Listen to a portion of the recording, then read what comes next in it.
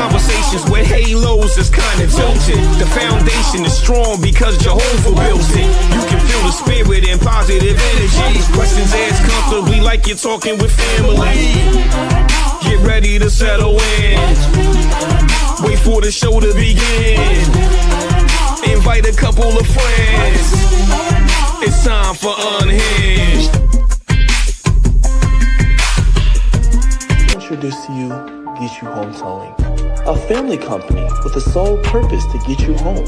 Whether you need roadside assistance or transport services, we have a flatbed big enough to transport any vehicle to its destination. Our offer to you is our gratitude and great service at a much cheaper price.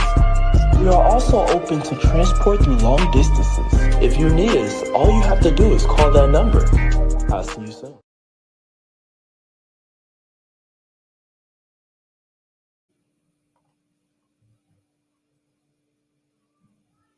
How y'all doing? Y'all all right? I mean, what's really going on?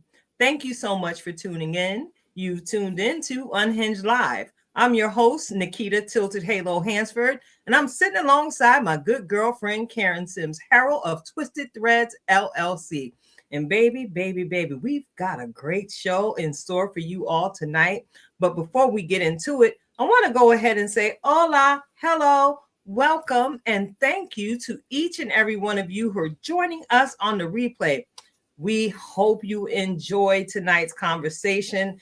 And judging from the energy coming from our guest who's waiting for us backstage right now, this show is going to be filled with shenanigans. All right. So before we get into it, of course, we're going to do things a little bit differently on tonight. I want to go ahead and ask my good girlfriend, Karen Sims Harrell, how you doing, sis? How you doing? I am doing amazing. I think that this is our last, if I say, cold day for a little while. So we're going to be having the upper temperatures over the next couple of days. And if you know anything about me, Tilted, you know I'm solar powered, so I'm excited. I am elated to have the opportunity and just the prospect to get out in the sunshine, get those sun rays, so that we can keep this beam on beaming. On top of that, I got family in town. They probably eating me at a house and home as we speak, right? So I'm trying to keep a tab on. Well, let me keep the good stuff. So I'm just gonna get the secret. The good stuff is in my office with me right now, so that don't nothing come up missing by accident. Nobody can't find nothing because it's in here safe with me during the show. Now, I'm probably not gonna share, so there's that. I told y'all earlier in another live that I was working on kindness, but we didn't get to the sharing part for my stuff yet. But it's safe and sound in here with me. That's all that I could say for that. So the rest of everything else, I wish everybody well. I gave them one assignment. Why? Because you know the show must go on, especially when we have our family returning, right? And not just family out here, but we got family on the show today. And so it was like, yeah, we're not gonna miss this one. Why? Because the people needs our energies today with everything going on. Absolutely. So we came here to give the people what they need, not even what they want. Give the people what they need. But you know how I always do, Tilted, right?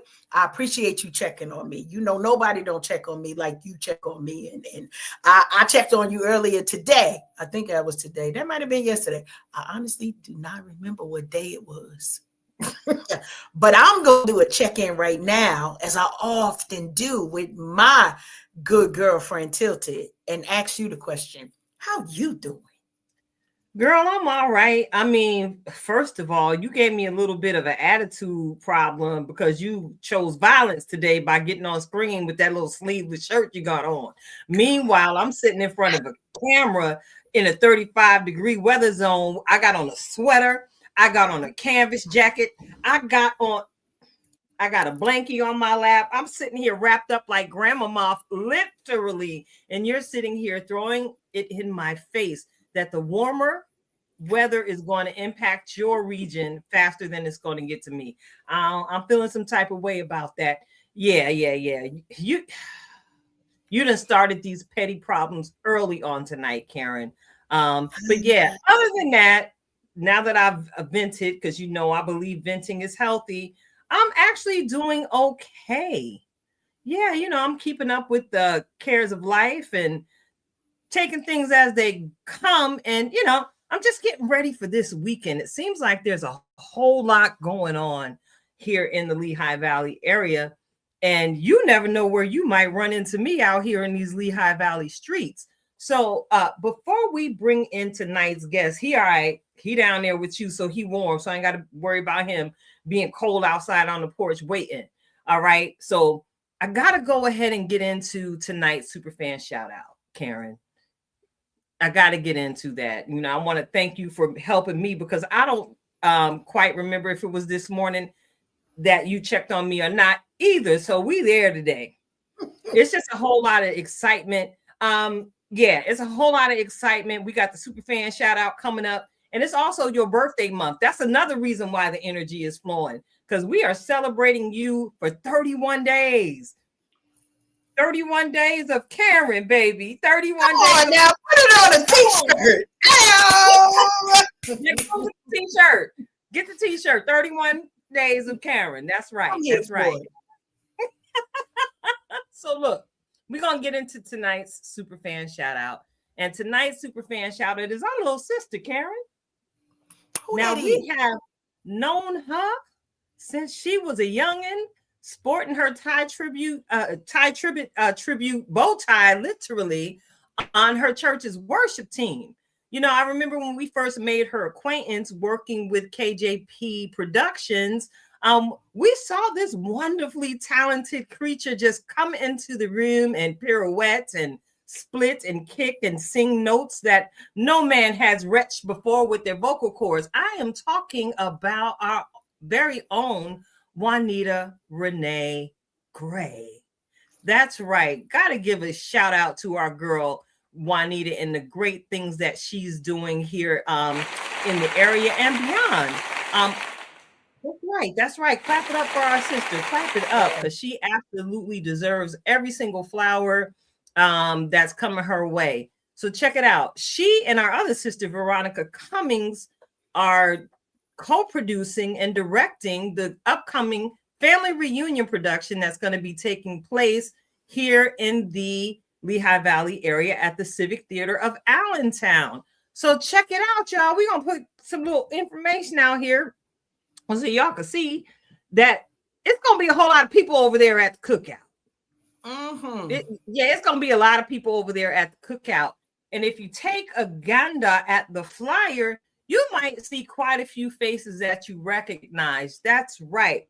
The family reunion production is happening March 21st at 7:30 p.m. Allentown Civic Theater, Allentown, Pennsylvania. The barcode is there. Y'all know we sharing it. We've got singers, we've got poets, we've got dancers, we've got a live band, and baby, we got one of the best DJs in the area on the ones and twos. I'm talking about Raga. That's right. DJ Raga Dawn, our brother, our Interstar brother, will be on the ones and twos rocking it out tonight. That night, I'm sorry. And check this one out. Though it's not on that particular flyer, you know, our brother Corey Brown is the music director. I saw. Yes. The maestro himself is going to be killing it on the keys. Come on. All right. And you can only imagine my excitement, Karen, when I walked into the theater and there he was, as humble as can be. Yes. We already know how he's going to set those keys ablaze and give the people what they need at the family reunion. Yes. Listen, I don't want to sing it because, you know, YouTube got at us last week for. They got rules. they got rules, and now they watching us, they listening for us. But yeah, shout out to you, Juanita. It's been a pleasure watching you grow into the woman that you are becoming, because you have not yet arrived. You've done some amazing things. You've already received many acknowledgments and many accolades, but sis, baby, the best is yet to come. Speaking of baby, she's expecting baby number 3. And she did share with us that she's going to have another little princess.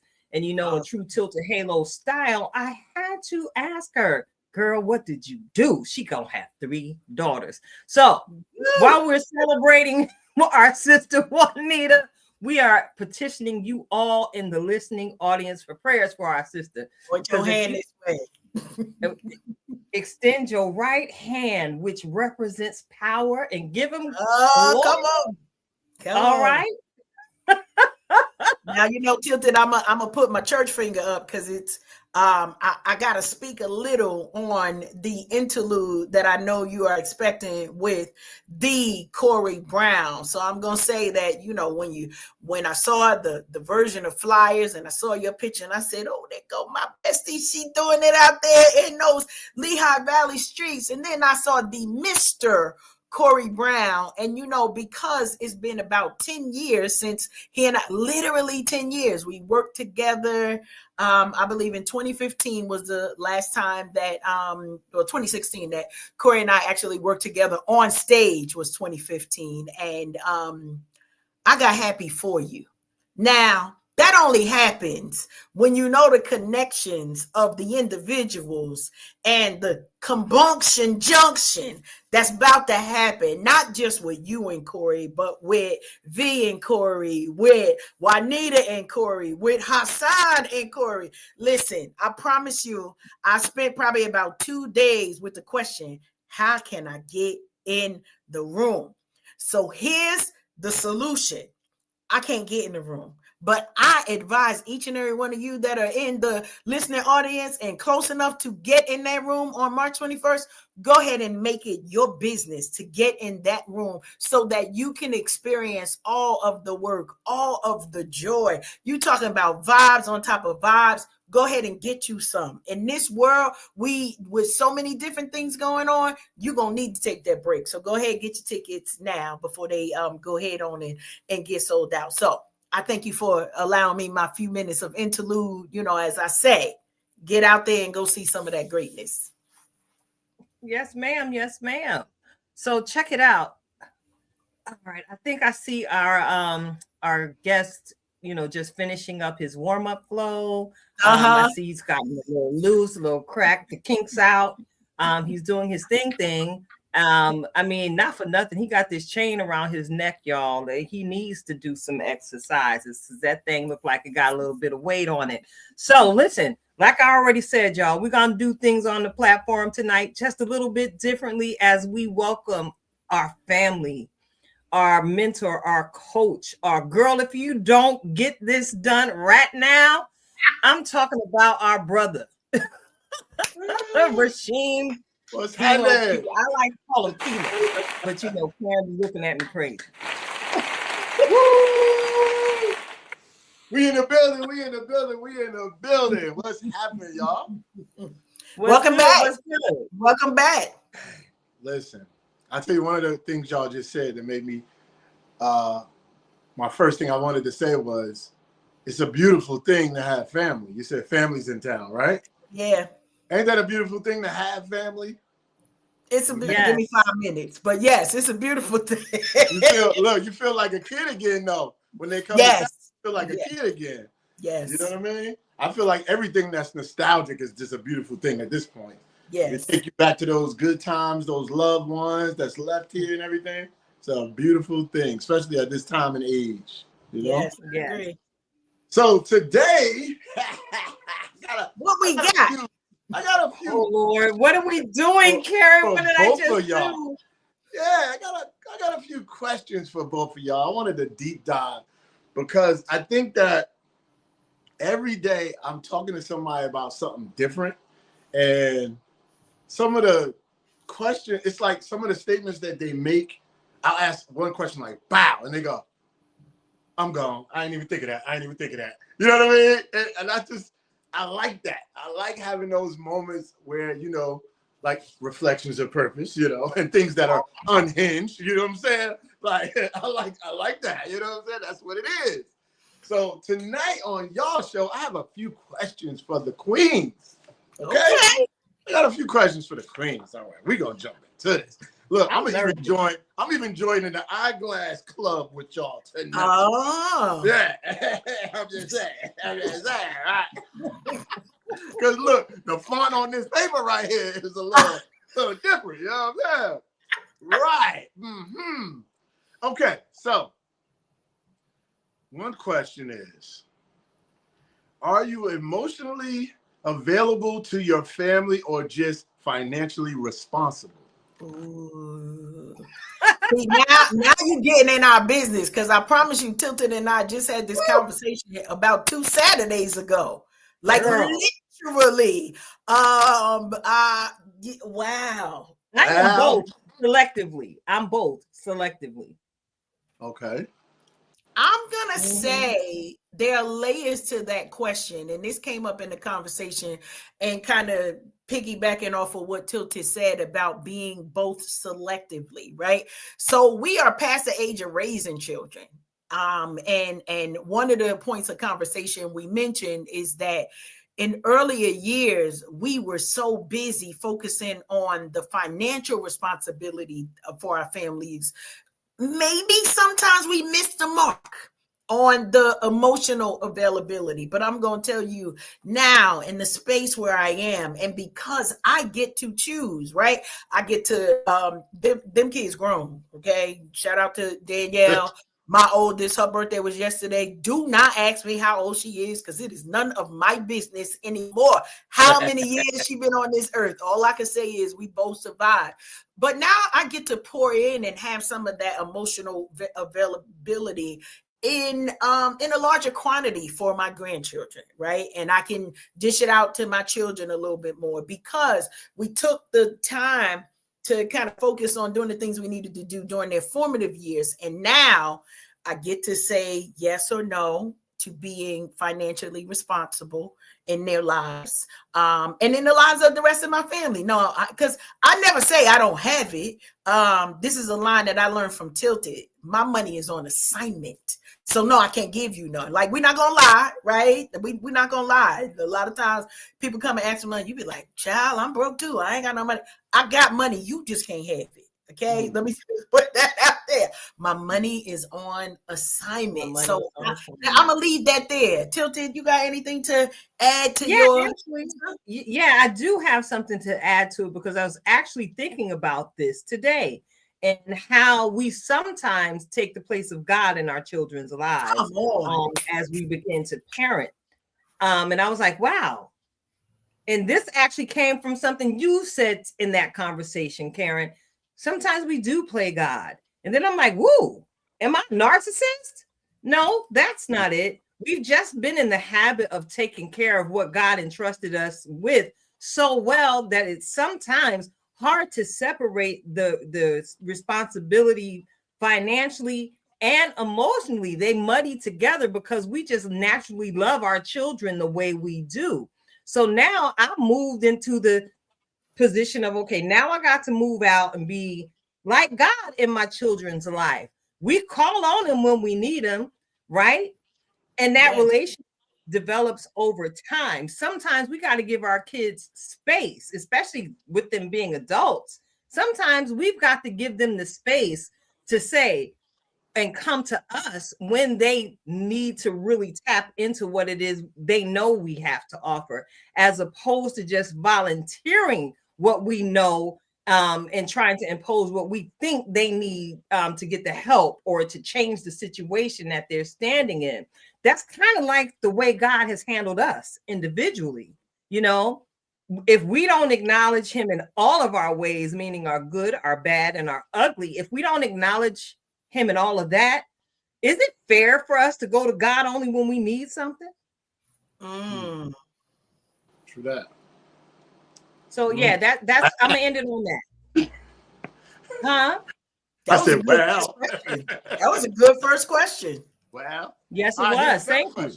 Here's another question. We're gonna move on. We're gonna go deeper. Tell the world what it feels like to be a Black woman.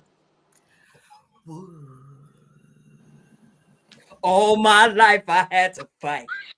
I had to fight my brothers. I had to fight my uncles. A black child ain't safe in a. Let me stop.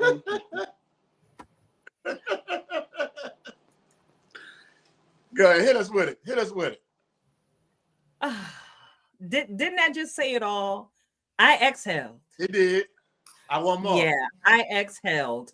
As a Black woman who was required to leave my home and actually connect with people in the outside world every single day, right? You know what? There you go, being petty again, Karen. I'm sorry. I'm sorry. I don't want to. But you know, it's exhausting. It's exhausting, because you know people already have so many preconceived notions about what to expect from us when they see us, how we present ourselves, how we show up. And though some people often tell me I'm extremely eloquent and well-spoken and all that jazz, sometimes it's like, yo, what am I supposed to speak like? Did you expect ignorance to come out of my mouth? What's that about? That's exhausting, being who I am. If I step outside of that, people don't know how to take me just being regular old Keita, and Keita is lit. I'm the bomb. When I step outside of, you know, having to be that person instructing or teaching or, you know, that girl, right. What is the expectation and why? That can be tiring, man. Yeah. You know, not to be allowed to be 100% of yourself. I do my best not to code switch, and I really don't. You know, I use the broken English in the office. I don't even care. But it's like, how many instances do I really truly get to do that? Sis be tired. Sis be tired. I love this question. What is it like to be a Black woman? I don't like calling myself Black girl magic because I'm not magical, although there may be some things that are a little mystical. Maybe you don't understand. But and you know, Rasheem, this came from a conversation that you and I had, and it was me saying, it's not an ego thing. I am dope. Right? Like, I'm a high level of dopeness, but I'm also the blueprint. And I don't mean me, Karen. I mean us as Black women. We are the blueprint from a lot of things in the world, but the world is not used to our voices. They're not used to our style. They're not used to our grace. They're not even used to the way that we love, right? We hear songs about grandma's hands, right? They used to do this, they used to do that. Well, guess what? Mimi's hands is still doing some things, but we understand that, you know, biblically, and my dad used to say this all the time, don't throw your pearl to swine. And it's not to say that people are not worth it, but some of y'all not. I can't say it another way. There is brilliance that we bring when we step into the room. But here's the thing. As I second what my sister has said, it is tiring because we don't often get fortified.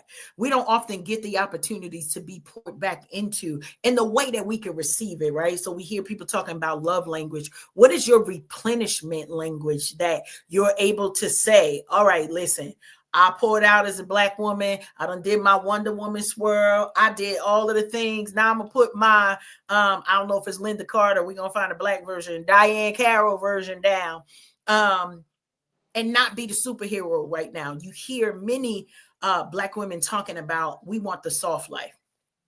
I say it often. I'm not signing up for struggle. I know that it comes and we will handle it. Do not sign me up for struggle. Now, I recognize that I'm one of God's strongest soldiers. I get it. But me and the Lord talk about, Lord, if you could skip me with this one, I appreciate it. Because, you know, I had did the last 10 hard ones. So if I could just get one soft one, I really appreciate that.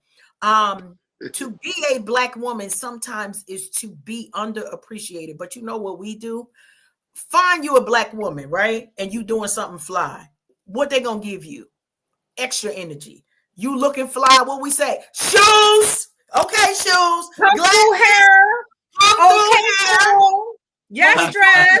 We coming through and we fortifying the nation. So when I say we're the blueprint because we are dope, we don't keep our dopeness to ourselves. We gonna lift you up in a way that you didn't even know. Somebody gonna be like, shoes? She talking to me? My shoes? And then they skipping and hopping all the day long because can't nobody do it quite like us right now. It's a lot of dope people in the world. We're not taking that from y'all. But we have to be able to be celebrated and replenished so that we can bring more greatness in the world. But love that question, sir. Okay, I got another one. He full of it. So what is the ultimate form of appreciation shown to you? Ooh. Thank you. Thank you. Just to hear thank you. Just the word thank you. I'm gonna say this is I don't hear it enough. Okay. I do too much and I don't hear thank you enough. I'm gonna agree with this, and I'm gonna say something else, right? I'm focusing on that replenishing area.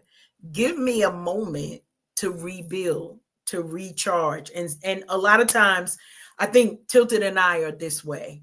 I'm a hugger. Because it's how I literally, like, my superpower is recharged when somebody hugs me. So my grandkids know I'm hugging you whether you like it or not, right? Like, and I know, they're huggers. They want to hug me. This is not a, weird situation where it's like, no, don't touch me. But when I'm hugging them, right, we're doing that exchange of energy to understand that. Right. That's a thank you to me as well. And everybody is different. I know that's something that we've moved away from because, now we carrying diseases and whatnot. So we can't hug like we used to. But I hug selectively with those who are closest to me because there's a thank you in that hug. There is grace in that hug. There's replenishment in it because, when it's genuine. Now, if you stink, right. Keep yourself over there. I don't need to. But it's a thank you. I'm a hugger too. I need you to do one thing for me. I need you to describe the soft life. Ooh. You wait a minute. Cut that out. That's you, Karen. This is PG over here, but you said it. So I said describe the soft life. You mentioned it. Go ahead, do it. You said it, Karen. That's all you. Soft life for me is don't nobody bring me no bad news, right? Don't come over here trying to create chaos. We are women of a certain age. We call ourselves queenagers because we have endured some things. We've done some things. But here's the biggest thing that we've done. We have gained wisdom. And so don't come over here with them little teenager antics. Don't come over here with situations that's going to cause me a headache. Don't come over here with stuff that's going to cause me to get out of my big queen chair because now I got to come down there and deal with you. Soft life for me is a place where thank yous live, where grace lives, where love leads, right? And where wisdom is a plenty.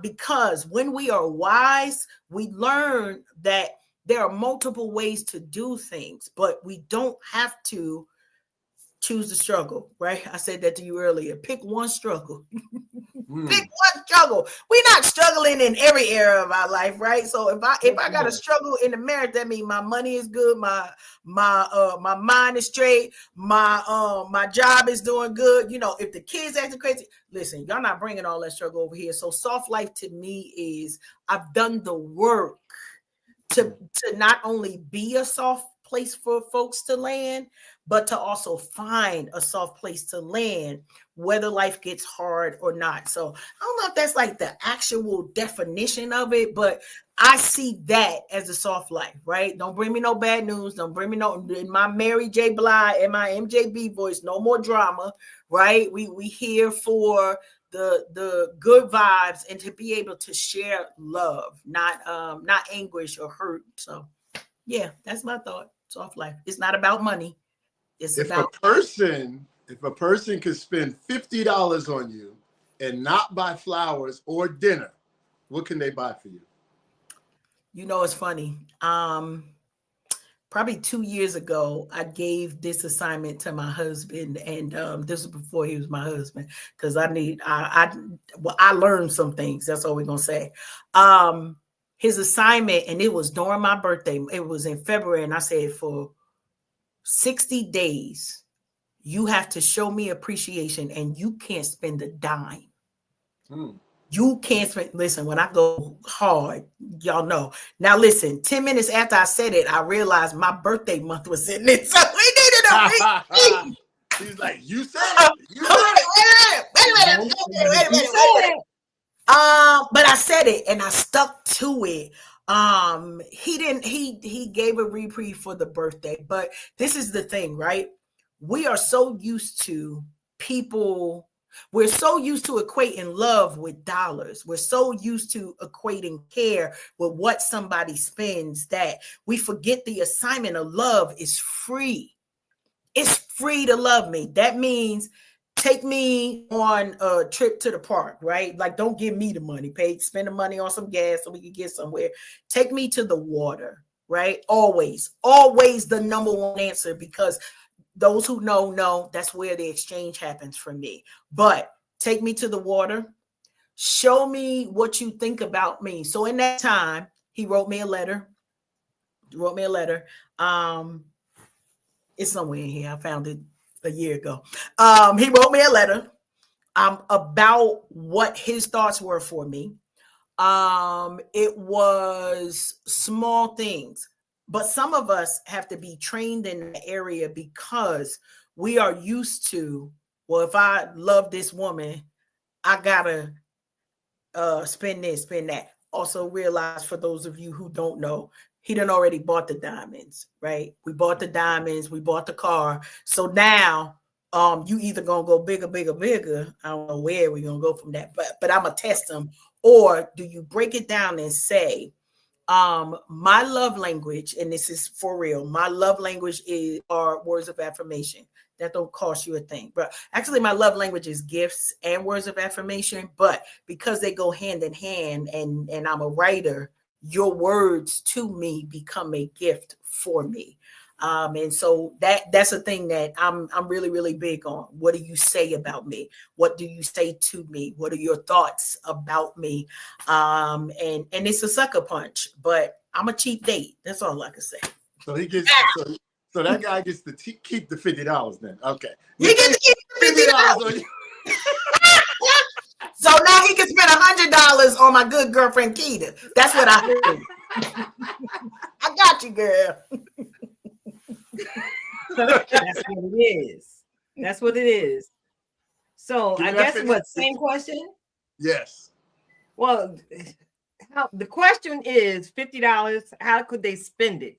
Now, yes. I'm gonna let, if dude wanted to spend the money on me,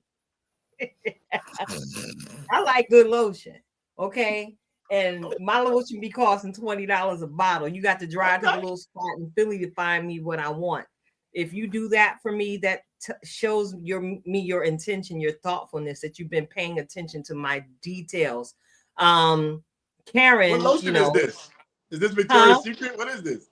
No, this ain't even no Victoria's Secret. I buy this at a shop in Philly called Yadane, and it's all sourced, all natural products. It's the Islam Brothers. It's from the sisters from the nation. I use that good stuff, baby. It's pure. Okay. It's pure. I like good lotion, and I have been known to just hop in my car and drive down to Philly and just stock up. I was good this winter. Notice I wasn't complaining too much about being ashy this year, right? I stocked up. I was ready before the season got here. The only thing I needed to do to top off my mango shea butter lotion, okay? That's what I'm talking about. Shea butter. That's that mango shea, baby. Okay. Okay. So look, okay, if you can answer, both of y'all answer, what is one thing that you would say makes you happy?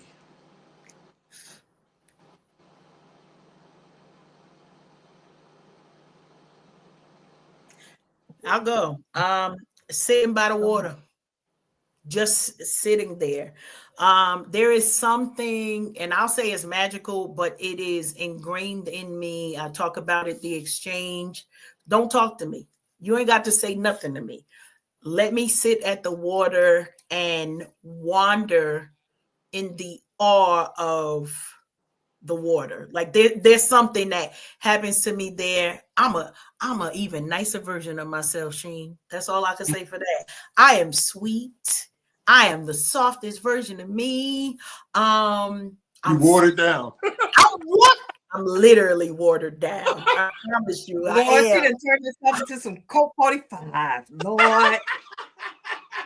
I'm watered down, but because I'm a person who, I'm a Pisces. I'm a Pisces. I'm a water sign. So it is me going back to my roots and what I know for myself at that water. And so, yeah, I'm rarely, I'm rarely not happy at the water. Like it is one of my happiest places because I know, I just have a fullness of who I am there. And then me makes me happy, right? Like the awe of what God is showing me about me, through me, for me makes me happy in that space. So thank you.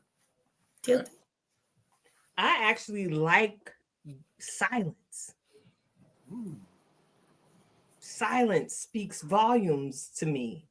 It's in silence where I can hear the strategy I receive. When there's absolutely no noise. Fun fact about me, my last drive down, I talked to y'all and share with y'all. I got my hood music on during the ride. I got my R&B on during the ride. But for at least 2 hours of that ride, I rode in silence. I like to take in the sound of everything, the details of the sound of the road. You ever notice the sound of your tires as they're rotating? They actually have a rhythm. Mm-hmm. And if you turn your auditory thoughts in another direction, you can hear how smoothly your engine is running. Absolutely. And then if you have the audacity to roll down the window, there's something about the sound of the wind passing by your ear. You can actually hear velocity in sound. I actually enjoy just silence, for someone who's a talk show host and everything. I'm not a huge talker unless the conversation has purpose. So many a day, I ain't got to talk to nobody for 3, 4, 5, 6, 7, 8, 9 different days. And guess what? I'd be okay because the internal dialogue, it comes up and I'm able to address the wrong thought and start to speak life to it and redirect myself. Sometimes I convince myself that I'm not good enough at a thing, but then I begin to speak against that one thought. Hey, but remember you did this. Look how far you come, girl. You the bomb. Da, da, da. It always turns into a girl, you all that in a bag of chips plus dips and ice cold Pepsi. You are all of that. The silence takes me there because that's when things resurface. My sister Hannah, she works in neurodivergence, right? And I noticed in silence, things I forgot happened come up. It's like, oh, wow, that happened. Is that impacting how I'm handling myself and how I'm handling others today? Let's deal with that one thing that I forgot. But those things happen for me in silence. And as y'all see, I'm pretty peaceful. I'm pretty zen. Yeah, that's me. Love it. All right, I got another question. No, we getting deep. We getting deep up in here tonight. Let's go. Yeah, you guys, okay, you want to talk to us, huh? So you got 20 of your ancestors, not related, people who have just been here for different purposes, inventors, people who was doing revolts, people who stood up for racism, and they were all just sitting in front of you, and they all asked, so what do you do? What do you say to them? The question is, what do you do? They are all sitting here in front of you. Yeah. And they want to know, what are you doing as a Black person in this world? Are you doing something for the next generation or whatever? What is your purpose? What do you do? Ooh. My purpose at this elevation in my life, because I realize every round goes higher and higher. And I had told y'all back at Thanksgiving, I'm a soul in transition. I'm ascending double nickels. I'm ascending 55. I'm very aware that my purpose right now has been to this point is, again, like Karen said, being a blueprint to the younger generations behind me. In particular, to the younger generations behind me who have lived and experienced foster care. I'm taking that part of my life's journey and just sharing the testimony of everything that sprung out of me because I was a foster child. It wasn't all bad. And I know that that's my God perspective, that helps me see it differently because, I fell in love with studying the scriptures very young. So I'm able to look back and say, hey, it had to happen. Shout out to our girl, Fantasia, who sang it best. It was necessary for me to look back in those moments of silence. Those are the seasons in my life I'm revisiting like, wow, I might have been in foster care.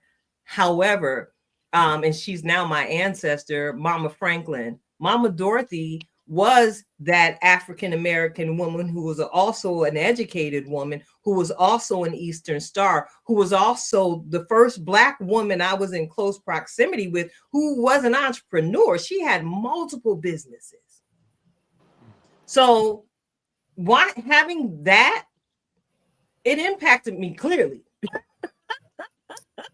But yeah, my purpose is to give back. And I know she was a young woman who left Southern Alabama, Jim Crow, all of that. She was a fair-skinned woman who some could say could actually pass because, passing was a thing. But her story, it aligned and collided with mine and brought me into my purpose. Right now, we changing lives like little Black girl. The one that they saying got the nappy hair. Look at me, sweetheart. You're beautiful. You just don't see it yet. Yes, that hurt. But if you tap into your higher power, God can take that pain and turn it into a purpose. And if you really hold on to that, God can help you turn that thing, what the devil meant for evil, and work for your good. That is my purpose, to remind people that God is always with you. God is for you. He is more than the world against you, because I promise you, I had the world against me, but I hope I'm making my ancestors proud. I know my mother's on the other side cheering me on as well. Baby, we finna tell this story because it wasn't bad. There was good, and there is a purpose to every single thing. That's how I became a life purpose coach, y'all. I don't even know. There it is. It's the purpose. Mm-hmm. I love it. I love it. One of the things that come to mind when you ask the question, what am I doing? I'm thriving. I remember we used to go into the supermarket, and yes, it's going to be a joke. And they'd be like, well, do you want to feed the hungry? I am right now. When I'm shopping right now, I'm feeding the hungry, right? It's like how to help poor people. Don't be one. I don't know. So I want to mirror, and I think my answer to those ancestors would be, I'm building on the foundation that you left. I'm trying my best not to squander the opportunities that you opened the door for me for. And I'm encouraging other people to take those broad steps and wide strokes so that we can reach further, farther, better, stronger, all of those things. And understanding that my past is not just a blueprint for me and my family, but it's for those other single mothers, those other teenagers that dealt with some things. I recall just like literally having a conversation with my grown children about some things that I encountered. And they were like, oh my goodness, Ma, your story could be a Lifetime movie. Honey, my story could be a Lifetime channel. Okay. I'm not talking about one movie. We got stories on stories on stories. Episodes. Episodes on how we overcame every obstacle, and it wasn't by ourselves, right? Shout out to you know him as 14K, my brother Andre, aka Goddaddy, to my oldest child. And I remember saying to him, you know, oh, God brought me over and got me through all of these things. And he was like, no, sis, I need to correct you, right? Because you had to make the decisions that yielded a positive impact on your family, right? God gave you the choice. You still had to choose. And so in my answer to our ancestors, I would let them know I'm choosing life. I'm choosing joy, right? I'm choosing to make sure that the wins that I experience also leave breadcrumbs, not just for me and mine, but for the next generation. Why? Because I want, and I would say this all the time with the work that I did in DEI, it never was about me.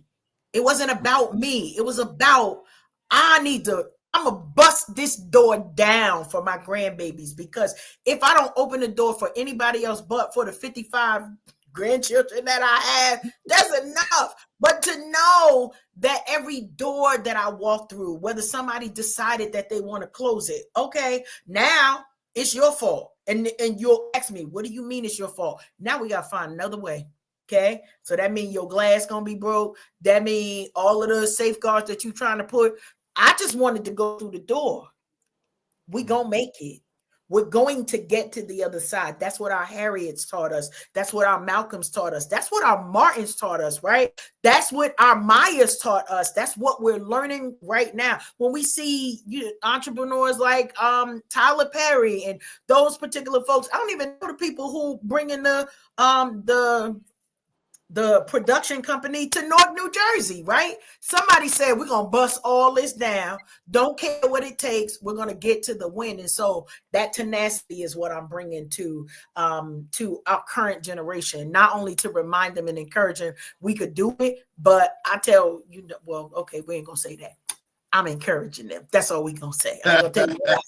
I'm encouraging them, because sometimes we got to take a little bit of that Martin and a little bit of that Malcolm and merge it, right? By any means necessary, I'm going to love y'all to greatness. There you go. I like that. That's cool right there. That's pretty cool. All right, well, I done asked a bunch of questions, you know what I'm saying? So I'm just saying. But y'all got some questions? Yeah, well, I want to put that last question back on you.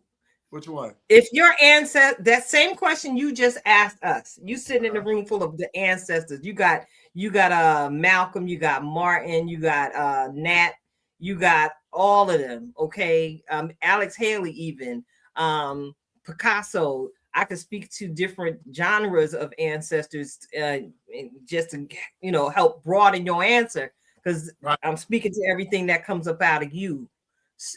So yeah, same question to you, Mr. Pugh.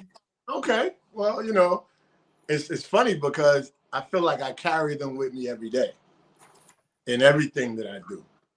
Even when I think one of the things that I kind of took for granted and really wasn't paying attention to was the tow truck business.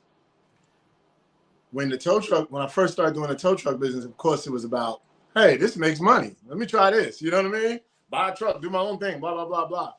But then as I chose the name Get You Home Towing. And then I recognized that I was doing a service by helping people get home, right? But then that became something deeper when I met the old lady, somebody's grandma. And when I saw the 17-year-old Black girl stuck on the side of the highway. And then when I saw the brother, his car went down in a ditch. And then I saw the girl who crashed into the tree, and she's 16 years old, and her parents running, and they're like, oh my God, I'm so happy you got her. When I seen that I'm this Black man smiling, saying, you all right? And I'm big, and I got weapons in case any craziness is out there. And I'm making sure that these people are safe, especially in a world where people are snatching people, and especially in a world where they're snatching young girls. And I see the fear in their face even when I'm pulling up. And I say, hey, you good? You all right? You okay? All right. Well, get in the truck, have a seat. I'm gonna deal with the car. And they go, okay. And they get on the phone. They on the phone. And they stay on the phone as long as they will. Look, I'm gonna get you home. You good. You in good hands. And I saw it was like, I didn't realize how impactful that was until, and many of the listeners won't realize how impactful that is until they stuck on the side of the road and it's dark. Okay. And it's in a town that they might call a sundown town, or it's so dark on the street that it's a farm on this side, farm on that side. You can't see in front or back of you, and your battery about to die in that car. You know what I'm saying? It gets real. I did a video one time where I said this video is called Conversations with God. It's like when I'm in that tow truck and I got all the lights and everything going. When I go down them black roads, let me tell you something. It's so black, I wouldn't want to be stuck in the tow truck. You know what I mean? Okay. So I can imagine a person in the car. So that's just one thing that I'm proud of. I'm proud of the lyrics that I write, the messages that I put in the music that encourages, that uplifts. I'm proud of my nonprofit that has put a lot of people in films and different programs. And I mean, even whenever we would do a casting call and you see 80 people show up and I always wanted to be in something like this. It was in my back of my head. I dreamed it, but I never had a chance. Well, here's your chance. Boom. Express yourself. And then to see that person go from, like, let's say like a John Black, his first film being It Takes a Village Part 2. And now John Black is all over Tubi. Shout out to all John. over Tubi. He's everywhere, you know? And there's a few other actors that, man, I feel like the Spike Lee in this area. But and when I look at that, by just saying Spike Lee, look at all of the opportunities he created for the people he put on. And I would say to my what's the guy name? What's his Robeson? Paul Robeson? Yes, Paul Robeson. That's an ancestor. Yes. He would be proud of that. You know what I'm saying? Okay, you helping some of my theater people, you know, stuff like that. Then mentoring the youth, especially the troubled ones. Sitting there telling them my story. All right, when I was 17, I got locked up. I was facing 25 years. And I decided at that moment, you know, I better change my life and pursue my dreams. Some people hear that story and they go, wow, okay. And they look at that and say, okay, you're successful. And I say, wait, I'm not successful until I finish raising these 4 boys and this daughter. You see what I'm saying? I'm still pouring out into them. And I want to see them become adults and grown and they have their success. And, you know, the success ain't just money. Of course, it's family, love, all that good stuff. So I have a lot to share with my ancestors because I really feel like one of their bloods is still in my blood and it pumps every day. And when I see certain things, it just makes me like roused up, you know? Even when I see, we were looking at the war today and I said, you know, just imagine there was a time where the white man was at war and said, we can't win this war unless we recruit some black people. But we got to give them incentive. Well, let's tell them that we're free to slaves if they do that. And guess what? They fought their butt off and they won that war because of them brothers, you know? And I sit here and I look and I say, you know, well, we watching TV and we watching the bombs in Israel and all that. And I said, well, you know, we've been at war. We at war with our food. We at war with our privacy. You know what I'm saying? With the ring cameras. I mean, it's a camera on every corner, taping everywhere we go. We've been tracked by our cell phone. We've been at war. We at war when we get pulled over by the cops. We don't know what's going to happen next. You know? And then in my case, when you get behind my car, it says, this is a concealed carrier. And he's also a master mason. So when you go to his door, you better have your hand on your gun because he has a gun in that car. So depending on what side of the bed that cop woke up on, it could be my last day or his. You never know. But that's a war that's in our mind constantly. And every day when I went to school today and I told my daughter, hey, give me your hand.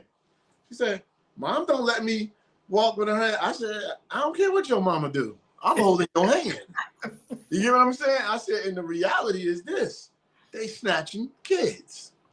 I saw a video where the mother was holding a baby's hand, walking out of Walmart. And this guy was walking in Walmart. He bent down and grabbed the child while the mother was still holding onto the child. And then they struggled out of frame. And they said that the different people came in and tackled him down and he got arrested. But think about the balls that this guy had to have. I'm going to take the baby while she holding the baby. Like, to me, that person, it's like bring the death thing back. Because this person just needs to die. They no respect for nothing. They don't need to be here. Why have so many people that don't value life alive? All right. Don't want to be here. Don't be here. You know what I'm saying? But don't try to make what you describe by the water as a beautiful place into a massacre place, into a place where people scared to go to the water because you out there shooting everybody on the beach. Right. I mean, like, come on, what we doing? You know? And then another thing is, I know I'm ranting, but I'm going in. That's the ancestors. I told y'all. So flow, brother, flow. You know, and it's a thing where I feel like there is no way on the planet Earth that we should be victims of anything anymore. If you a victim today, you ain't paid attention. You haven't been paying attention. If you don't have a concealed license, guess what? You might have a felony. Get your daughter to get one. Get your son to get the cousin. Somebody get it. So when y'all in the car together, there's something to protect the life that God gave you. He gave you one. Don't let no fool out here just because they wake up on the wrong side or their money ain't right. They gonna take it out on everybody. No, not me. Not today. You know what I'm saying? We being victims, even in the workplace.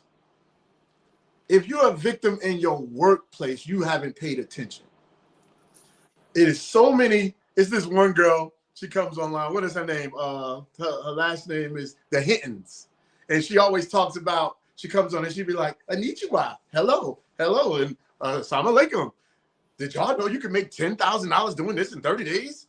And she keeps coming on YouTube and she keeps telling you all these different ways that you can make money. So yeah, it's nothing wrong with having a job. You want the job, keep the job. But if somebody disrespect you at that job, if somebody sexually assault you at that job, don't stay there. Get up out of there. You're going to survive. God provides. You know what I mean? Pay attention to all these different new ways that's coming up for you to make money and take advantage of them. We look at the young people. Young people, it's so funny because a lot of us older people in our 50s and older, we look at these young people and be like, they have no clue or whatever.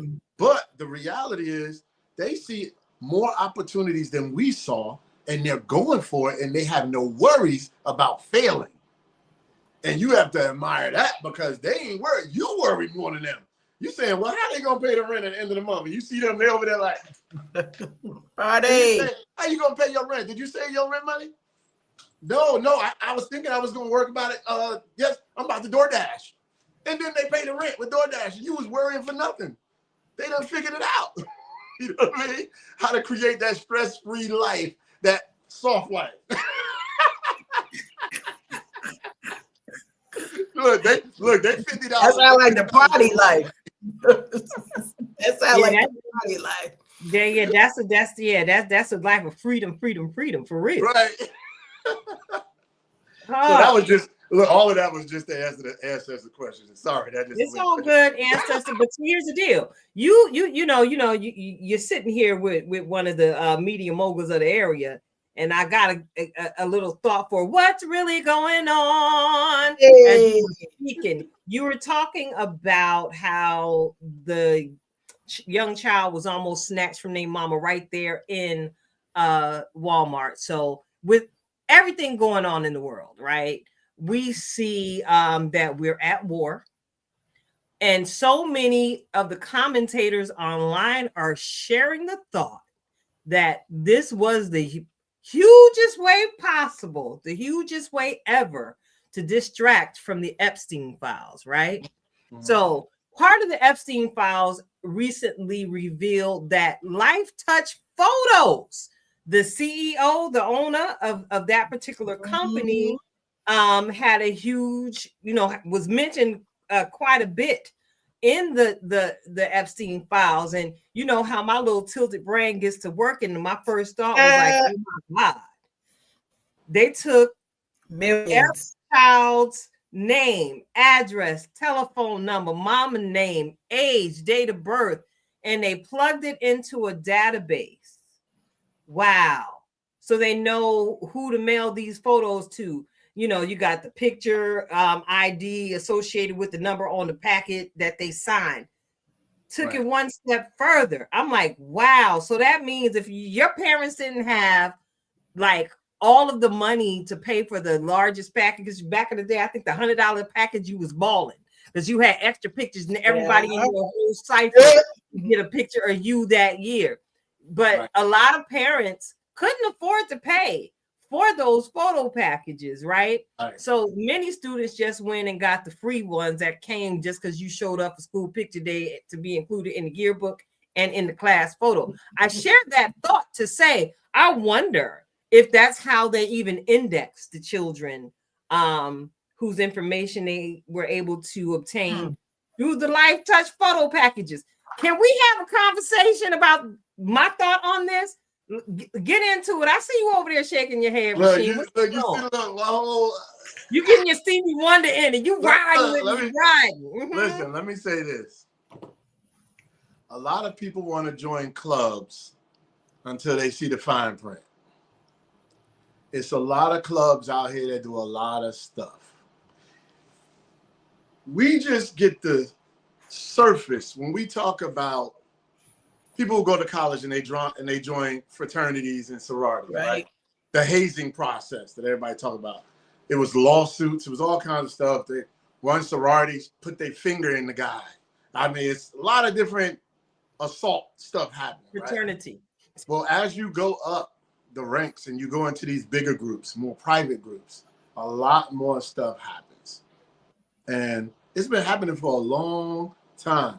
I literally just saw the other day where they said they was going through different countries of how many children are missing each year. And they said over 400,000 kids a year in America get snatched, get missing.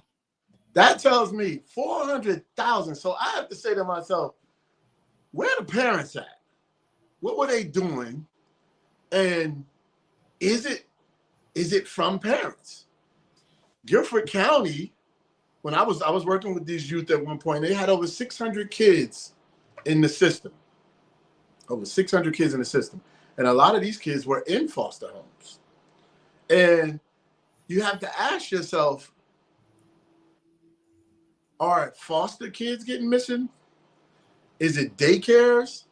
Is it the high schools? I mean, what is it? Is it because somehow you can't steal certain kids from certain places. That's right. You just can't. You know what I mean? Because somebody's eyes is always on them kids. And you can't get it. Like if you go into projects and all these mamas in the windows and cousins outside and playing, the boys standing over there selling drugs, try to go steal a kid right there in front of them. Just try it. You'll be dead before you get out the parking lot. You ain't making it off the block. You get what I'm saying? You're not making it. So then they go to these suburban areas. Okay, then it's kind of like Malcolm X said. He said, all y'all want to be over there till y'all get over there and see what happened to you. That's right. See how they treat you over there. You know what I'm saying? And it's just one of those things where I made a post and I was angry because I saw that video. And I said on my post, I said, everybody go get a concealed license. And I said, if you see somebody trying to steal a kid, just shoot. That's all. Just shoot. And, and I'm not condoning violence, but are we going to sit here and let 500,000 kids get missing in front of our face? If somebody do that in front of me, they're going to have a bad day. That's my kids say, oh, dad going to say you're going to have a bad day. You're going to have a bad day. You know what I mean? Because it should not be accepted. You got countries that if you steal something, they cutting your hand off. It could be a piece of fruit. You know what I mean? You got guys where if they rape somebody, they're cutting off their private parts. So now you got to walk around with a bag to use the bathroom forever because of what you've done. I mean, there has to be more than just going to a prison, getting into a fight, and staying comfy for 20, 30 years and come out with your weight up or gray hair and all that. Now you in the old folks' home living off Social Security that everybody else paid into. It got to be more than that. That's not enough. I remember my homeboy, he was hustling. He never had a job. And he was hustling and selling drugs. And he got shot. And got popped in the stomach. Boom. And he had to wear like a little wrap and everything.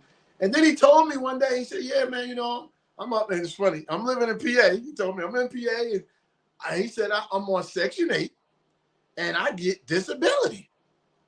And I said, what? He said, for the rest of my life. I said, so wait a minute, let me get this straight.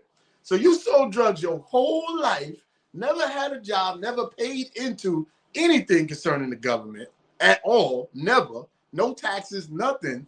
You get shot doing some street stuff, and now our tax dollars pay for you for the rest of your life to sit at home, and you got Section 8 voucher, living in a better house than most of us, because Pennsylvania is beautiful in the Poconos.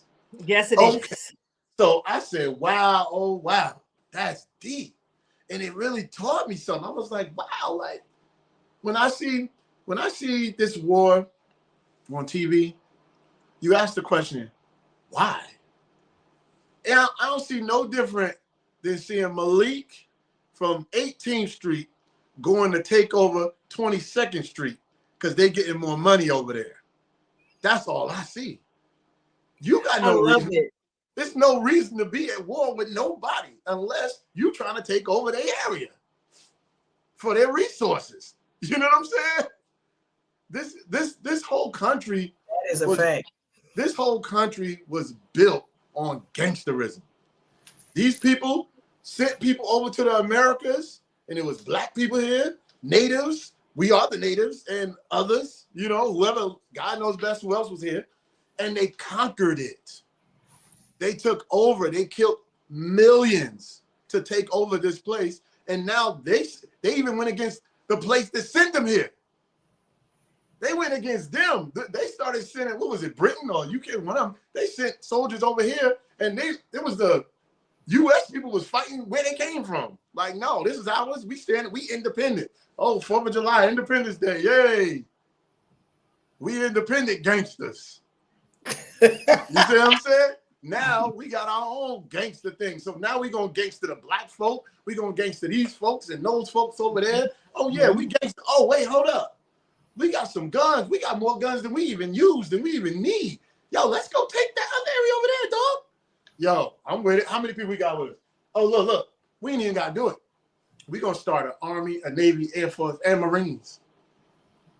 We're going to recruit people from this country and make our own gangs to go take over areas that we want to take over at any given time. It won't even cost us our life. That's all I see. When you study history, that's what it is. That is the plain sight. It's like, I don't see politics.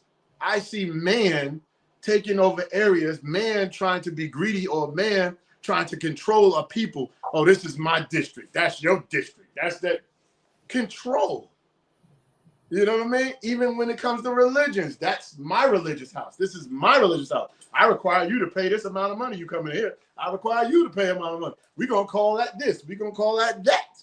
Different names, control. At the end of the day. You know what I mean? Like, look, my uncle said, well, I ain't going to say the N word, but he was just basically like, you know, an N is an N. It don't matter what he do. Don't matter what he type is. And you know, the N is ignorance. It's past any color. Not a color. Not a color. Not a color. And America is gangster. The eagle is gangster.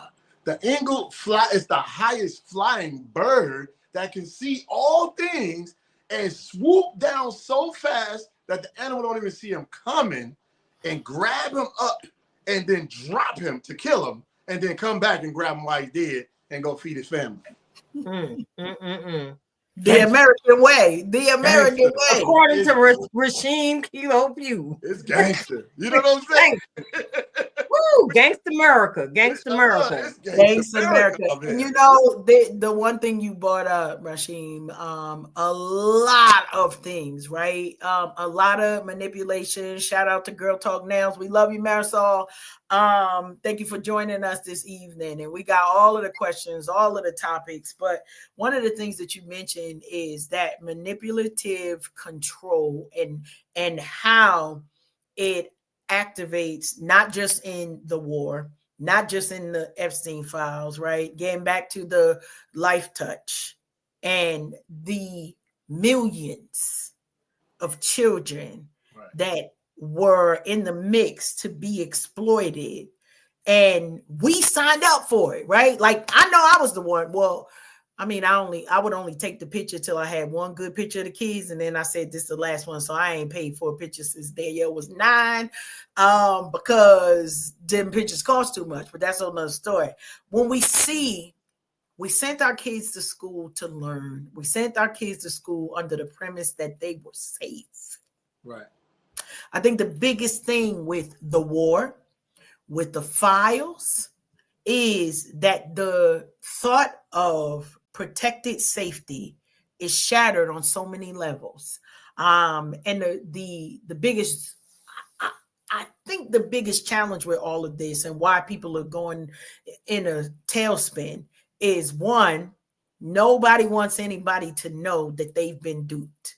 Right? Like, you could dupe me and it'd be between me and you. I'm a side-eye you and be like, no, you can't have none of my cookies, or you can't have whatever shared thing.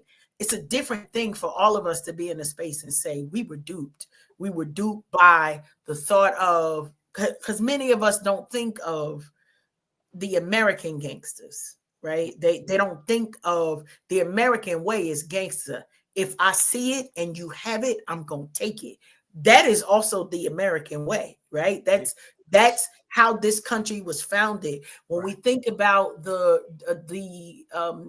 myriad ways that DEI has been taken out of conversations and taken out of all of the different places, and you know, we'll say, well, they don't want us to be educated, right? Because they want us to remain ignorant. But the fact is, they don't want anybody to know the dirt, right? If I know that my grandma was part of the lynching of your great grandpapa, I don't want nobody else to know. I'm not concerned that your grandfather is dead and that your family saw hardships. I'd rather hold on to my ego, my pride, than to say, you know what? We did have a gangster time, and I wish that things were different.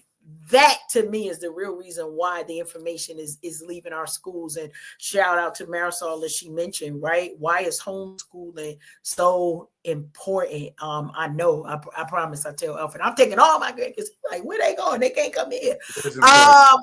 But thinking about why is homeschooling important, right? I recall my eldest grandchild going to school, and they came back with the story, right? It was Black History Month. Y'all know it's Black History Month every month. It's Negro Day every day at my house. Mirror. Look at my mirror said it. Yeah, listen, it's Negro Day every day. But the challenge was, I said, you know, Harriet Tubman had a gun? Because the version that they teaching them is she was docile. She got knocked upside the head. She didn't have no sense. She knew exactly what she was doing. She knew that it was life or death. And so it's going to be you or me. And so when we have Black history lessons, right, talk to them about Malcolm and Martin coming to the fullness of their own, putting them in rooms where they could hear other names that we don't even know about, right? We think about Henrietta Lacks and the lawsuit that was just settled. That woman been dead for I don't even know how many years, that we talked about, that they did not think it was robbery to steal the cells of a Black woman. Come on. When I said we the blueprint, I meant that thing. They took that woman's cells and turned it all the way around, that now we have vaccines. We've got cures for different things because of what it is. When we think of the gynecology profession, right? Think about all of the things. Where did a pap smear come from? They took Black women, they took women of different cultures and were like, we gonna test on y'all with no anesthesia. Right. We gonna make it simple for y'all. And so now we can't even go to the doctor because our doctors are trained. Oh, we must lie about our pain. And so they treat us that way, right? So when we say we tired, that's why. Why does it have to be our blood spilled so that you can advance? Why does it have to be that you believe that we are able to be tortured versus this the reason why, Sheem, I'm snatching the soft life? Because what they want to give is not soft. It is survival, right? And we're going to survive. I will survive. Listen, all of the things. What they wanted to do was to break us. Right. You know, to break us as a nation, to break us as the original people mentally. Because here's the deal. If you take us away from our originations and the knowledge of who we truly are. Come on now. You know, not for nothing. They stole her cells and they made medicine. They made magic. Baby, there's magic in the melanin and they know it. You know, one of the songs that I like to hum on one of my drives is one of Erykah Badu's On and On. And one of the lyrics is, those intellects don't believe in God, but they fear us just the same. So for us, it's like we're living the fear of the Black man, fear of a Black planet every single day, because somebody in that upper room of power that sits down with the suppression plan and, you know, helps with its implementation has the knowledge that we really are the head and not the tail. We really are kings and queens outside of the ratchet foolishness that they tend to lean towards broadcasting on your major media airwaves. We really are the royal ones. We are the thought leaders of origination. Come on, mathematics. Right. And the crazy part is that's the proof that we are at war constantly. Constantly. And it is bigger than just Iran, Israel, and the divided states of America. And that's why we got the ancestors right here with us. In spirit, you know what I'm saying? In the blood. Ancestor strong. Ancestor strong. That's right. And no, for anybody who might be listening and be like, oh, they over there worshiping the ancestors. No, it's called ancestral veneration, baby. It's okay to acknowledge where you came from. Absolutely. It is okay. You know why? You know why it's great to acknowledge the people who came before you? Because there's so many people that tell you not to. Facts. There's power. Anytime somebody tell you don't do that, don't do this, don't do that, you have to question it. You know what I'm saying? You have to question it. And you know what's so funny when you mentioned Harriet Tubman, something stood out to me when I thought about it. It was like she tried it the regular way. She did. Saved up her money to buy her freedom. And then here comes this Black man. And she thought love and her freedom was gonna go together. And that Black man showed his Black hand side, stole her wealth, and she had to make a decision. I don't have that many more years to work to build that kind of money again. So I'm gonna have to take this freedom that I want. And let me tell you something, just the thought of that, knowing you could die, knowing everybody with you could die, and you say, you know what? Let's go for it, y'all, because this ain't it. This ain't it. And it was so, I mean, that story is just amazing. But there's so many others, that have made it that has not been written about. That's right. And that's why we got to remember them, because they all work together. Like when you look at, I was saying on a live the other day, and I was talking about music, and I said, you know, all them years ago when there was like a Marvin Gaye, and they were what's my man name, like Otis Redding and all these guys. This was a time where they had friends and family. True. Who was in the studio with them, who loaned them some money, helped pay the rent, helped put gas in the car. That we don't know about them people. we only know about the name that went up in lights. That's true. And all of them people that was in our concerts, those were our family members at those concerts. And they know them people personally. They met them. They shook their hands. Some of them went to school with them. Some of them, you know what I mean? So it was amazing because I was saying, like, today is tomorrow's history. Absolutely. So today, as we all live together on this planet, we need to know each other, hug each other, talk to each other, laugh with each other. And yeah, some of us will have the names in lights and history. It won't matter because God don't care nothing about that. But guess what? We are here together. So let's make the best of this lifetime that we have together and make it strong and enjoy it and love on the generation that we can. You know what I mean? Because we tomorrow's history. We tomorrow's history. You know what I mean? Words of wisdom from the Dream Coach. We love it. We love it. Yes, absolutely, absolutely. Great conversation tonight, y'all. Do they got any questions in the chat? I don't know. Marisol, I see you up there. You got any questions for RKP tonight? You got any questions for Coach Cash tonight? Anybody else out there in the listening audience? Look, hold on. Look, I got some questions over here. Uh-oh. He pulling up his glasses again. Uh-oh. There you go. He wrote a song about it. Want to hear it? Here it go. Let's see. What was the thing? Here's a question. Did you parent your children from a place of healing or from unprocessed trauma? Come on, you know the answer to that already. You know what? I'm healing now. Take me to the king. Now listen. He said, I'm healing now. I'm healing right now. You know what? Because this is the thing, right? Probably 10 years ago, we didn't have a language for this, right? So I'm gonna bring this to the forefront, right? I watched the clip, and I don't know if it was on Instagram or YouTube, wherever it was. Shout out to the actor Clifton Powell, you know, the chocolate brother. And it was a all men's smile with the pretty smile. Go ahead. I'm sorry. It was an all men's table, right? And he could play a bad guy, like for real. But one of the things that he mentioned that stuck with me, and I don't know why it's just coming in my mind, but it stuck with me, was he was saying in his 60s, he just learned how to love himself, right?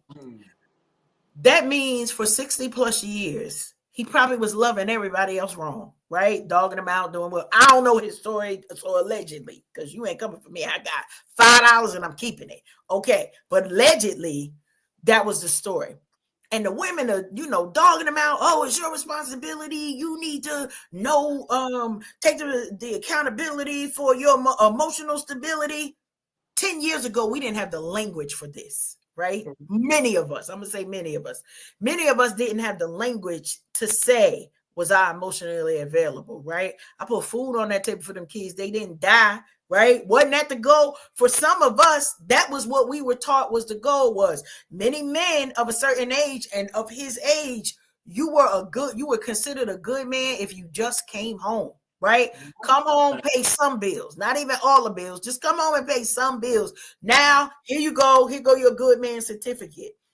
The reason why I struggle with hearing women bashing that is that it doesn't come from a place of empathy. Now, I get it. We the ones that got dogged out, right? It was us. We got carried that. Whew. And that's why some of this stuff is heavy. But for our Black brothers, right, they also had to carry some things that they didn't know that they were taking us out with friendly fire. They maybe some of y'all pimps was pimping and y'all knew what y'all was doing. But there are a large majority of gentlemen who did not have the language to say, I don't know how to hold you better, right? I got to have you over here and somebody else over there because I don't know about this emotional security that to provide you. I don't know how to sit in one place to be, right? I ain't going to get into your segment, Keita, but I don't know how to be here for another woman. And then that kind of turns up and we're like, oh, men are dogs and they not this, they not. We got to sit around sometimes and ask, because here's the one thing about a dog, they usually got a trainer. Boom.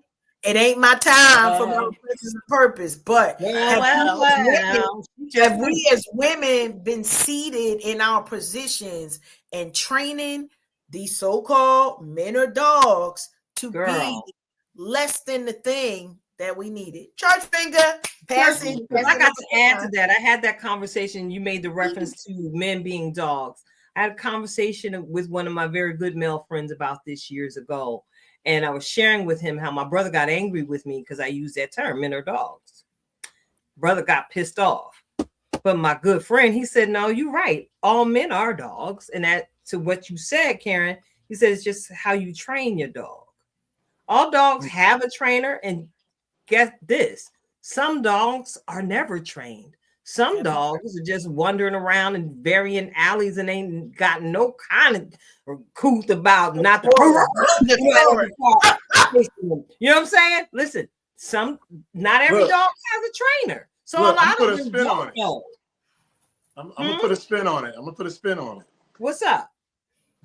When you're a young boy, 2 or 3, right? Your mama dress you up, make you look all nice. And all the girls, all the older women go, oh, look at him, so cute. He's so cute. And they're like, I know, right? He cute, little fine self, souping his head all up, right? So cute, girl. When he get big, he gonna be fun. Girl, he gonna be a problem when he get big. Girl, he gonna be there. Now, as this little boy start meeting other little boys, the little boys' conversations with each other are, man, don't no girls want you.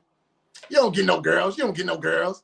And they set the stage as, if you don't have girls, plural, you're not even cool.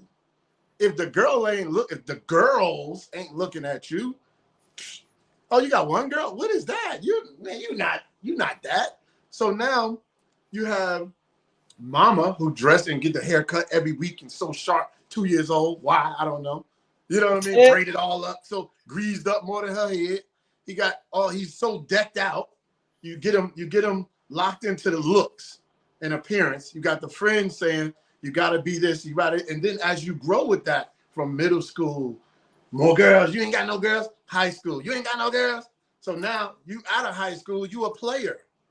Because you was trying to be so cool to your friends. You was trying to be, but.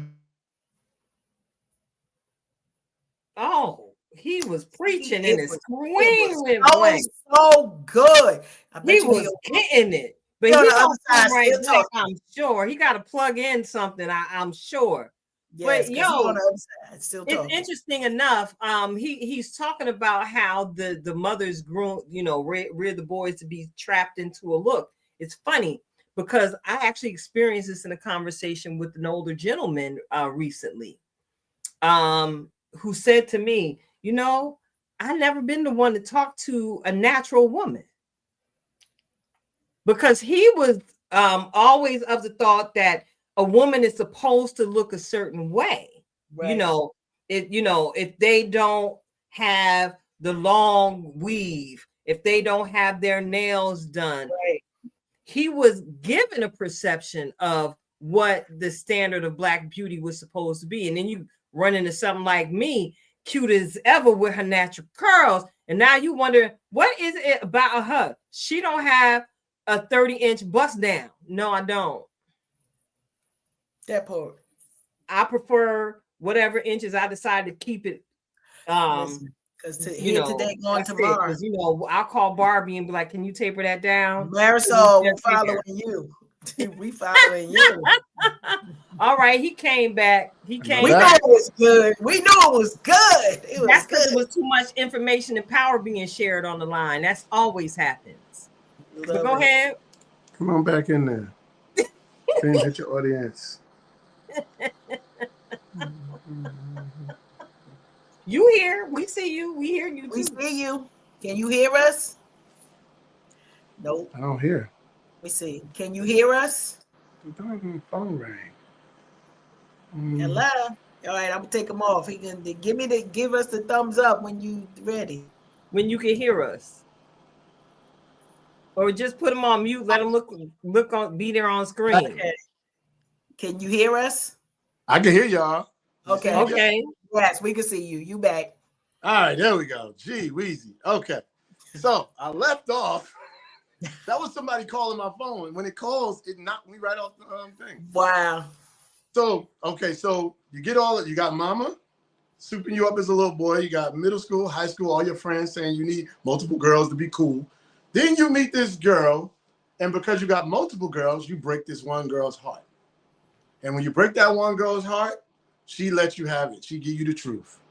You a dog, you this, you that, you this, that. And you're like, but that's all I learned. That's all I learned.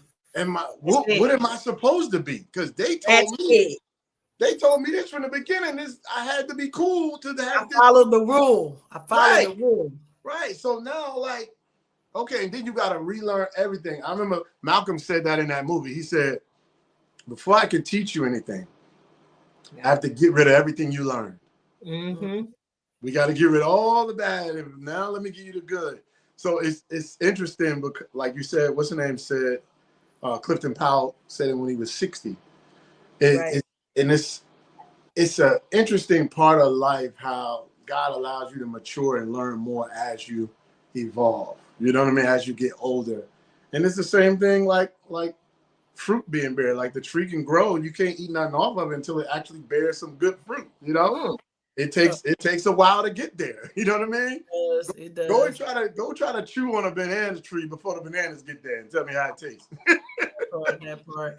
Marisol got a question in the comment streets, right? She's saying, is it that or is it that there's too many to choose from? So we got a lot of women out here who look at that smile on that man's face. Who will perpetuate, right? Who will perpetuate what it is. So let me tell you something. It's a lot of looks to choose from, but it's not a lot of qualities to choose from. It's not a lot of people with great moral compasses, great appreciation for even having a man in a relationship. You know, you get the girls that been single for a long time and they have to take the garbage out, hang the pictures up, fix the leak, change the flat, and then they go, man, I wish I had a man. You know, they can appreciate some of the things that some women have right now, but they just don't just supposed to be what you're supposed to do. You know, I think when people, all right, I'll tell you like this. Somebody asked me a long time ago, what keeps a good marriage?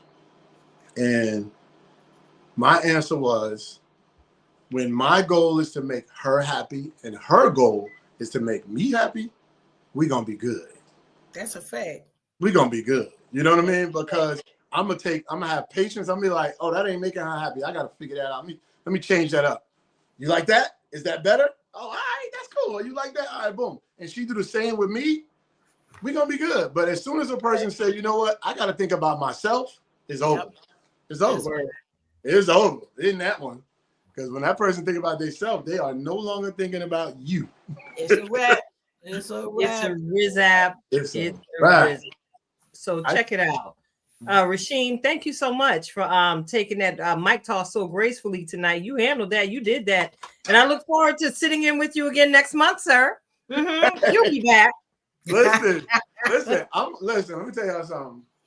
Some of those questions I gave y'all, that is going to be something when I do interview each one of you individually on my podcast. The world is listening. Okay.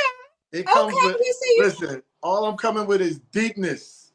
Well, we ready with some of the answers, but check it out. I'm looking at the clock and we about to get kicked out to school because the hall monitor is down the way saying, wrap that up, B. Wrap that up.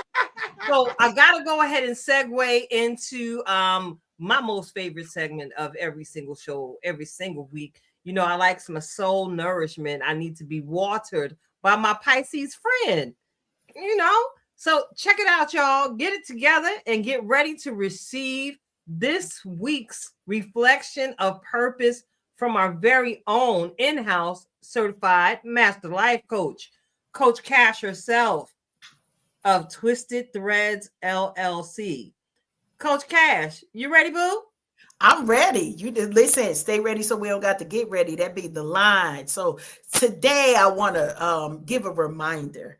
We talked a lot and we started at the top of the hour talking about family. And so today's title is Hold them close. Hold them close.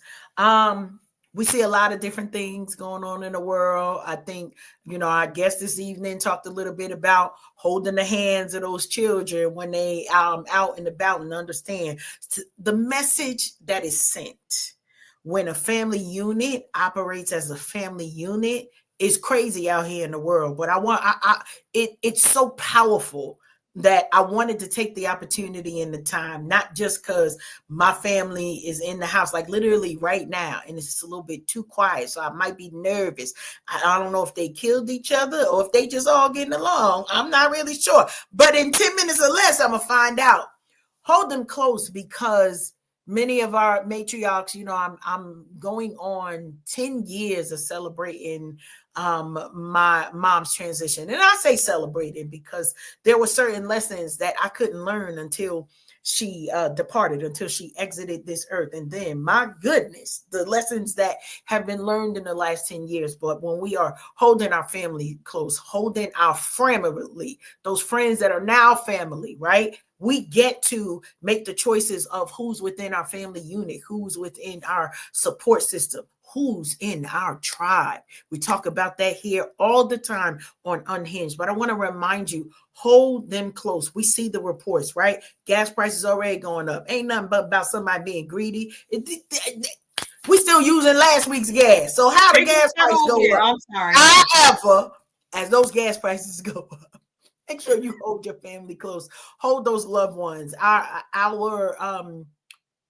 elders are getting up in age. Make sure you glean the time with them to hear the oral stories, right? The oral history that they are carrying around.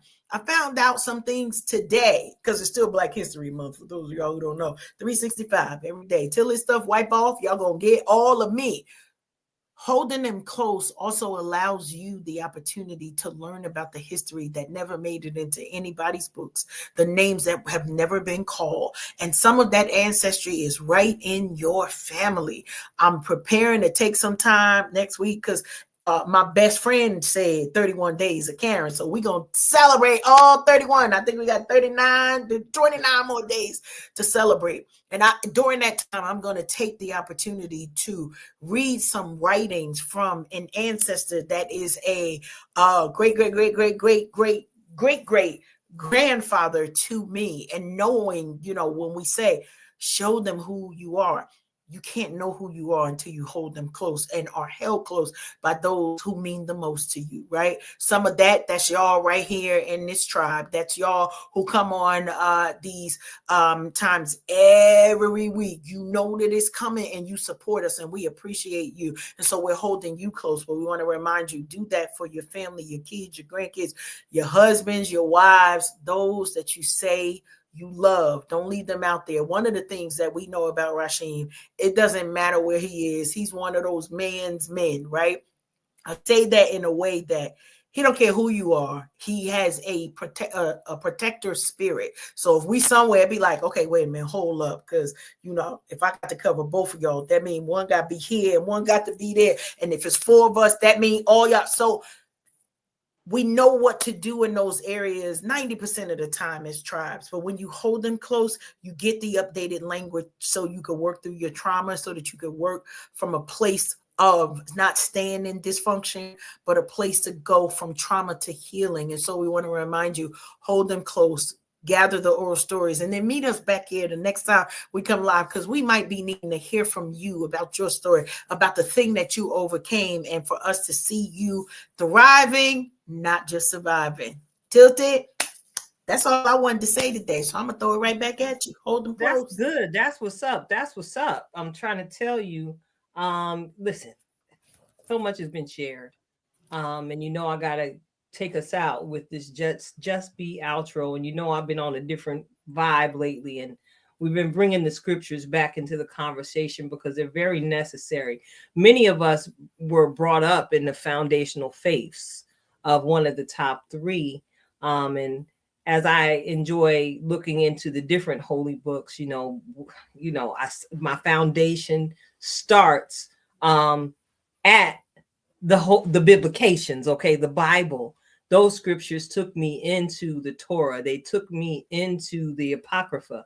And as we were sitting here tonight and, the conversation flowed the way it did, that one scripture came to mind, 2 Timothy 1:7, that reminds us of this, that God hasn't given us a spirit of fear. He hasn't given us a spirit of fear, but of power and of love and a sound mind. So if I was to encourage you to just be anything this week, I would encourage you to just be powerful and stand in your greatness. We see so much going on. We hear of wars, we hear of rumors of wars, we hear of inflationary gas prices, we hear of crooked politicians, we hear of the Epstein files. We hear of different things going on in the halls of Hollywood, in the halls of even your local county offices. Listen, just be powerful, and be powerful beyond your wildest imaginations. Be powerful enough to do that thing that you were once afraid to do. We spoke so much in this conversation, and my thought just went back to a lot of the things and the systems that have been put into place have been put there to keep us in a broken state of mind. But I would encourage you, again, as I mentioned, many of us came up within the 3 major world faiths. Tap into your power, because I guarantee you are going to find a word that will literally become the wind beneath your wings to help catapult you into your next. It doesn't matter what it looks like. It doesn't matter what it feels like. Another one of my favorite scriptures tells me not to be afraid of the arrow by day, right? Or the terror at night. Listen, I'm powerful, and the Spirit of God rests in me. So that means I'm capable of doing anything but failing. And guess what? If I fail in my humanity and in my limited human nature, guess what? I'm going to fail forward and take the lesson and use it to repurpose it into something powerful, purposeful, and powerful at that. So stand in your power and just know that you are, because God really did create you to just be. It's your girl, Tilted Halo. And I'm sitting alongside my good girlfriend, Karen Sims Harrell, Twisted Threads LLC. And we got our brother, our coach, the one again that tells us, girl, get it together. RKP, Rasheem Kilo Pugh. Save the Arts TV. Indeed. Thank you so much for joining us. Do you have any last Thanks for having me. No problem. Karen got to go, so we got to get out of here before the family jump in the room and we get to. Y'all gonna see something in the frame y'all may not want to see. I'm just saying. All right, y'all. I'm out. All right. Until next time, y'all. We out.